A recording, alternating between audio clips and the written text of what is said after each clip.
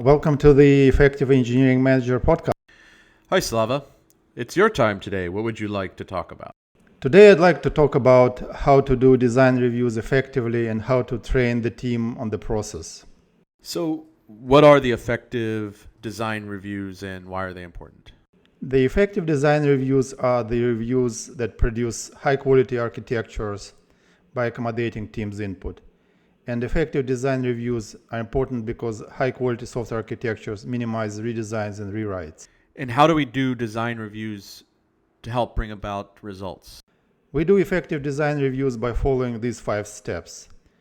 Prepare a draft of the architecture document, review it with each of your peers on a one-on-one basis, accommodate feedback as much as you can, review the design in the team setting, and then review the design with your boss and publish the final version of the architecture. Well, that sounds good and succinct. A great, concise list. Tell me more about this. Sure, let's look into these 5 steps in detail. First of all, we start with preparing the draft of the architecture document. And this is an important step because it allows us to think what is that we are designing and to implement this initial vision. And it's worth mentioning that you as an engineering manager have to develop a minimal set of requirements for the architecture document. And my own pretty stable set of requirements for the architecture document is the following. First, each design document has to have an introduction section that explains the problem that this design is trying to solve.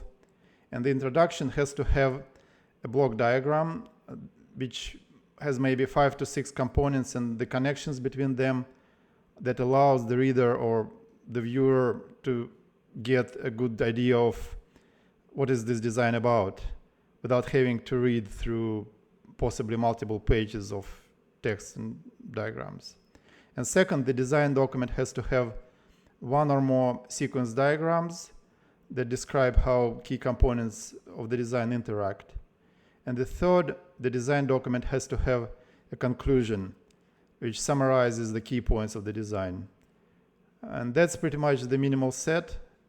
And I recommend that engineering managers work with their teams to extend this minimal set and build their own requirements for the design document. That's great. And so, what tools do you recommend for managing and building design reviews? Speaking of tools, the design reviews are all about the teamwork. So we have to use the tools that allow us to share the information. And there are 2 main categories of tools. The first category is online tools, and these are the best because they allow us to move information around without sending physical or electronic copies of the documents. And these online tools can be wikis, or it can be any sort of online document sharing tools. And the second category is offline tools. These are the tools that allow you to create and send around documents. You mentioned that design reviews should start with individual conversations. Why is that important?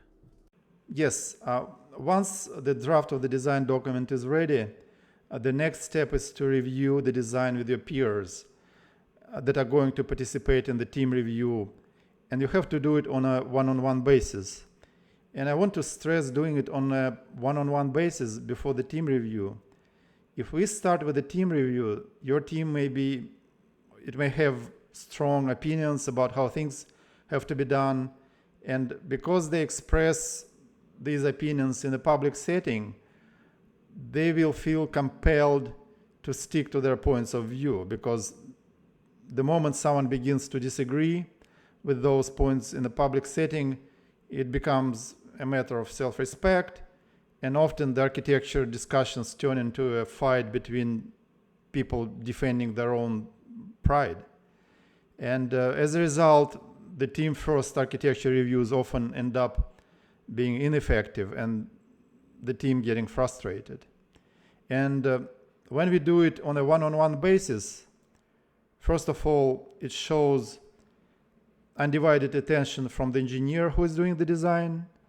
And second, it allows the reviewer to share their thoughts without being blocked by the need to defend their point of view. And usually it works like this. The engineer comes to the reviewer and says, hey, I would like you to look at this design I'm working on, and I would like you to share your input. I cannot promise that I will accommodate everything, but I will do my best to accommodate as much as I can. And the next step is to accommodate the input, and once you are done, send the updated document to the reviewer with a note saying, hey, I have accommodated your points A, B, and C, and D, and thank you for your input. And this demonstrates that you paid attention and accommodated their input as much as you could. Then you go through each of the reviewers one by one, accommodate their inputs, follow the same cycle of getting the input, accommodating, showing the updated document. And once this is done, the next thing is to do the design review in the team setting. And when we enter the design review with the team, we already have an agreement because the input of each member of the team has been already accommodated, and they can see that their contribution to the design. There may be some last moment suggestions, thoughts, but the opportunities for major disagreements are almost non-existent at that point. And once the team review is complete and agreement is reached, you have to tell the team that you will review it with the boss as the last step, and in case they're technical type, and that you will share with the team the final document that accommodates the boss's input. I think that's really important, especially what you mentioned about having one-on-one interactions up front and gathering as much input and feedback as you can, trying to accommodate. And on top of that, why is it important for the boss to be the last one who reviews the design document? Yes, this is important to put your boss as the last reviewer, because if we involve our managers before the one-on-one stage or the team review, the team's input may disagree with the input of your boss, and you may have to reject their input because of that.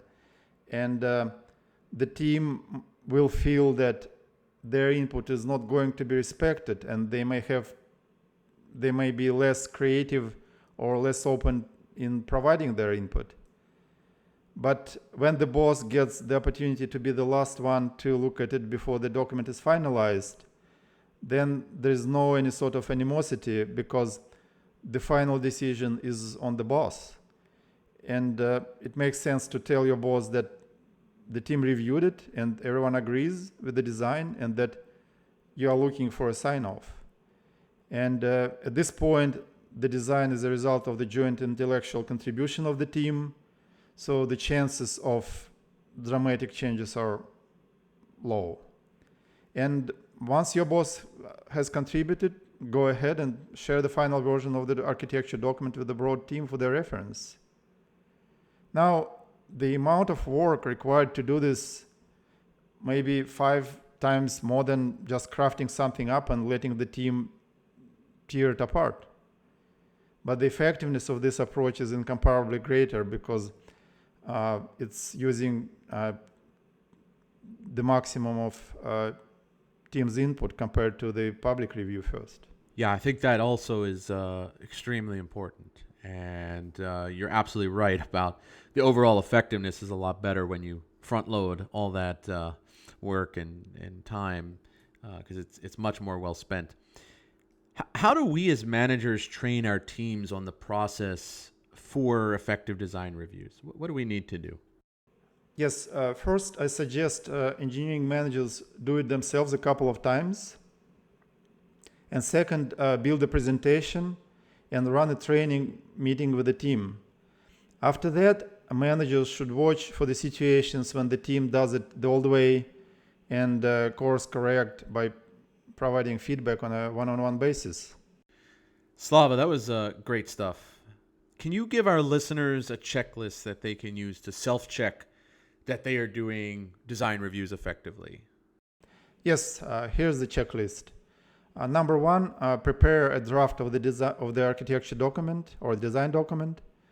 Number 2, review the draft with the reviewers on a one-on-one basis. Number 3, accommodate the feedback as much as you can. Number 4, review the design in the team setting. And number 5, review the design with your boss and publish the final version of the architecture document.